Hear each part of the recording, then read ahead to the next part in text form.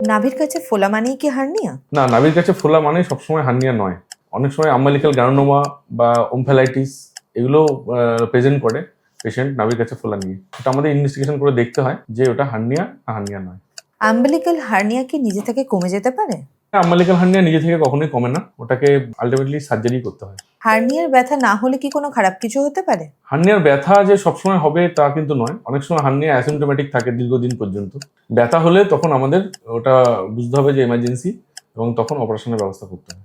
প্রেগনেন্সির পরে নাভির পাশে ফুলে যাওয়া কি নর্মাল?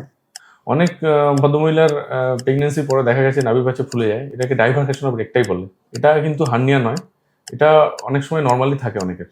ছোট আম্বিলিক্যাল হার্নিয়া সার্জারির জন্য কি ল্যাপ্রোস্কোপিক সার্জারি করা সেফ? ল্যাপারোস্কোপিক সার্জারি করেই হার্নিয়া অপারেশন করা উচিত, বা রোবোটিক সার্জারিতেই হার্নিয়া অপারেশন করা উচিত।